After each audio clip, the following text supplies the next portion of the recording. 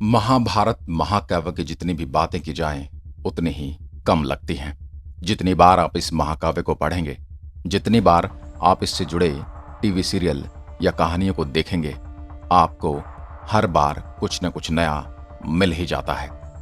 महाभारत में एक से बढ़कर एक योद्धा थे जो शक्तिशाली होने के साथ साथ ही विचित्र किस्म की सिद्धियों और चमत्कारों से संपन्न थे।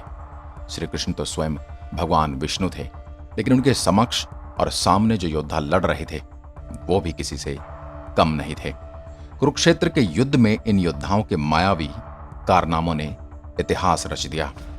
आज हम उन्हीं में से कुछ योद्धाओं के बारे में बात करेंगे। जो योद्धा बच जाएंगे उनके बारे में एक अलग से वीडियो बनाएंगे। सबसे पहले बात करते हैं नंबर 1, सहदेव। भविष्य में होने वाली हर घटना को पहले से ही जान लेते थे। वो जानते थे कि महाभारत होने वाली है और कौन किसको मारेगा और कौन विजयी होगा। लेकिन भगवान कृष्ण ने उन्हें शाप दिया था कि अगर वह इसके बारे में लोगों को बताएंगे तो उनकी मृत्यु हो जाएगी। इसलिए सहदेव सब कुछ जानते हुए भी चुपचाप रहा करते थे। नंबर 2, बर्बरीक। दुनिया के सर्वश्रेष्ठ धनुर्धर थे। बर्बरीक के 3 बाण ही काफी थे जिसके बल पर वे कौरवों और पांडवों की पूरी सेना को समाप्त कर सकते थे।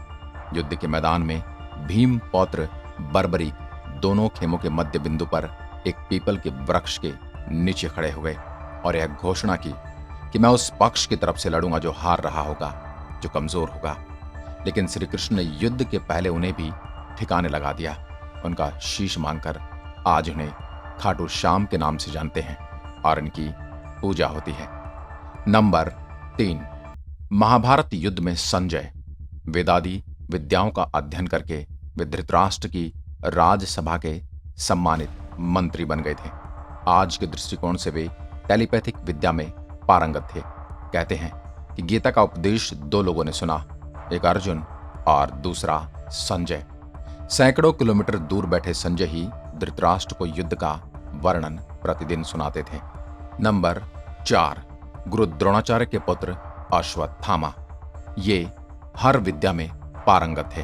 वे चाहते तो पहले दिन ही युद्ध का अंत कर सकते थे, लेकिन कृष्ण ने ऐसा कभी होने नहीं दिया। श्री कृष्ण यह जानते थे कि पिता पुत्र की जोड़ी मिलकर ही युद्ध को समाप्त कर सकती है। दोनों के पास अति संहारक क्षमता वाले अस्त्र और शस्त्र थे, लेकिन श्री कृष्ण को अपनी नीति से द्रोणाचार्य का वध करवाना पड़ा। नंबर 5, कर्ण। कर्ण से यदि कवच कुंडल नहीं हथियाए होते, यदि कर्ण इंद्र द्वारा दिए गए अपने अमोघ अस्त्र का प्रयोग घटोत्कच पर न करते हुए अर्जुन पर करता, तो आज भारत का इतिहास और धर्म कुछ और ही होता। कर्ण के कवच कुंडल होना उसके रहस्यमयी व्यक्तित्व का परिचायक था। नंबर 6, पवन पुत्र भीम। कुंती और वायु के पुत्र थे भीम, अर्थात पवन पुत्र भीम। भीम में 1000 हाथियों का बल था। युद्ध में भीम से ज्यादा शक्तिशाली उनका पुत्र घटोत्कच ही था। घटोत्कच का पुत्र बर्बरीक था। भीम ने ही दुर्योधन की जंगा उखाड़कर फेंक दी थी और उससे पहले उसी ने ही जरासंध को भी बीच से चीर दिया था। उसी ने ही दुशासन के जीवित रहते रहते उसके हाथ और पैर उखाड़ दिए थे। नंबर 7, घटोत्कच। माना जाता है कि कद काठी के हिसाब से भीमपुत्र घटोत्कच इतना विशालकाय था कि वह लात मारकर रथ को कई फुट पीछे फेंक दिया करता था और सैनिकों को तो वह अपने पैरों से कुचल देता था। भीम की असुर पत्नी हिडिंबा से घटोत्कच का जन्म हुआ था। हिडिंबा एक मायावी राक्षसी थी और उसने संपूर्ण ज्ञान अपने पुत्र घटोत्कच को सिखाया था। नंबर 8, अभिमन्यु। अभिमन्यु ने अपनी मां सुभद्रा की कोख में रहकर ही संपूर्ण युद्ध विद्या सीख ली थी। माता के गर्भ में रहकर ही उसने चक्रव्यूह को भेदना सीख लिया था। लेकिन वह चक्रव्यूह को तोड़ना तो सीख गया था, लेकिन चक्रव्यूह से बाहर कैसे आ जाता है यह उसे नहीं मालूम था, क्योंकि जब इसकी शिक्षा दी जा रही थी तब उसकी मां सो गई थी और अर्जुन ने आगे का वर्णन बंद कर दिया था। नंबर 9, पितामह भीष्म। शांतनु और गंगा के पुत्र भीष्म का नाम देवव्रत था। इनको इच्छा मृत्यु का वरदान प्राप्त था। वे स्वर्ग के 8 वसुओं में से एक थे जिन्होंने एक श्राप के चलते मनुष्य योनि में जन्म लिया था और उन कष्टों को भोगा था जिन कष्टों को उन्हें भोगने के लिए यहाँ भेजा गया था।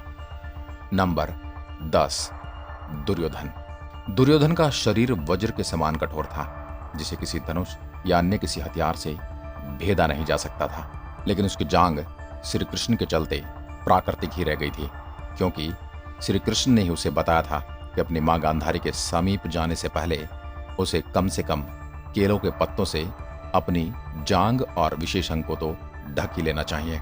इसी कारण भीम ने उसकी जांग पर प्रहार किया और अंत में युद्ध का समापन किया। नंबर 11, जरासंध। जरासंध एक बहुत ही महान योद्धा था। उसने कई बार मथुरा पर आक्रमण किया था और कई बार उसने द्वारका पर भी चढ़ाई की थी। जरासंध का शरीर 2 फाड़ करने के बाद पुनः जुड़ जाता था, क्योंकि उसकी उत्पत्ति ही ऐसे हुई थी, क्योंकि वह 2 गर्भ से जन्मा था और दोनों गर्भों से अलग अलग हिस्से को जोड़कर ही जरासंध का जन्म हुआ था। तब श्री कृष्ण ने भीम को इशारों में समझाया कि उसे 2 फाड़ करने के बाद दोनों फाड़ को एक दूसरे की विपरीत दिशा में फेंक दिया जाए तो वह फिर नहीं जुड़ पाएगा, और इस प्रकार भीम ने जरासंध का भी अंत किया था। नंबर 12, बलराम। बलराम सबसे शक्तिशाली थे। यदि वे महाभारत के युद्ध में शामिल होते तो सेना की आवश्यकता ही नहीं पड़ती। दरअसल बलराम का संबंध दोनों ही पक्षों से घनिष्ठ था। दुर्योधन और भीम दोनों ही इनके गदा युद्ध में शिष्य भी रह चुके हैं, और दुर्योधन तो बलराम का प्रिय शिष्य रहा है। बलवानों में श्रेष्ठ होने के कारण उन्हें बलभद्र भी कहा जाता है। कहते हैं जब दुर्योधन ने श्री कृष्ण पुत्र सांब को बंदी बना लिया था तो बलराम ने अपने हल से हस्तिनापुर की धरती को हिलाकर चेताया था, यदि समझौता नहीं किया गया तो इस नगरी को उखाड़ कर फेंक दूंगा। दुर्योधन बलराम के इस धमकी से डर गया था और उन्होंने सांब को छोड़ दिया था।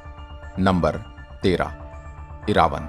यह सुनने में अजीब है कि युद्ध के लिए अर्जुन के बेटे इरावन की बलि दी गई थी। बलि देने से पहले उनकी अंतिम इच्छा थी कि वह मरने से पहले विवाह करना चाहते हैं, लेकिन इस विवाह के लिए कोई भी लड़की तैयार नहीं थी, क्योंकि शादी के तुरंत बाद उसके पति को मरना था। इस स्थिति में भगवान कृष्ण ने मोहिनी का रूप लिया और इरावन से विवाह किया, बल्कि एक पत्नी की तरह उसे विदा करते हुए रोए भी। यही रावण आज देश भर के किन्नरों का देवता है। नंबर 14, एकलव्य। एकलव्य का नाम तो आपने सुना ही होगा। एकलव्य अपनी विस्तारवादी सोच के चलते जरासंध की सेना से जा मिला था। जरासंध की सेना की तरफ से उसने मथुरा पर आक्रमण करके यादव सेना का लगभग सफाया कर दिया था। इसका उल्लेख विष्णु पुराण और हरिवंश पुराण में मिलता है। कहते हैं कि महाभारत के युद्ध के पहले श्री कृष्ण ने एकलव्य को भी युद्ध करके निपटा दिया था, अन्यथा वह महाभारत में भी कोहराम मचाता। एकलव्य के वीरगति को प्राप्त होने के बाद उसका पुत्र केतुमान सिंहासन पर बैठा और वह कौरवों की सेना की ओर से पांडवों के खिलाफ युद्ध में लड़ा। महाभारत युद्ध में वह भीम के हाथों मारा गया। नंबर 15, शकुनी। शकुनी भी मायावी था। उसके पासे उसकी ही बात मानते थे और उसके ही दिमाग से चलते थे। युद्ध में शकुनी ने श्री कृष्ण और अर्जुन को मोहित करते हुए उनके प्रति भयंकर तरीके से माया का प्रयोग किया गया था। शकुनी की माया से अर्जुन की ओर हजारों तरह के हिंसक पशु दौड़ने लगे थे। आसमान से लोहे के गोले और पत्थर गिरने लगे थे। कई तरह के अस्त्र शस्त्र सभी दिशाओं से आने लगे थे। अर्जुन इस मायाजाल में कुछ समय के लिए तो घबरा गए थे, लेकिन उन्होंने दिव्यास्त्रों का प्रयोग कर इसे काट दिया था। इसके अलावा भूरिश्रवा, सात्यकी, युयुत्सु, नरकासुर का पुत्र भागदत्त आदि कई अन्य योद्धा भी थे। इस तरह हमने देखा कि महाभारत में कई तरह के विचित्र और मायावी योद्धा थे, पर हमने उनमें से कुछ एक का वर्णन आपके सामने किया है। अगर आप भी ऐसे किसी योद्धा को जानते हैं तो हमें कमेंट में लिखकर जरूर बताइए, हम उस पर भी वीडियो जरूर बनाएंगे। जय हिंद, जय भारत।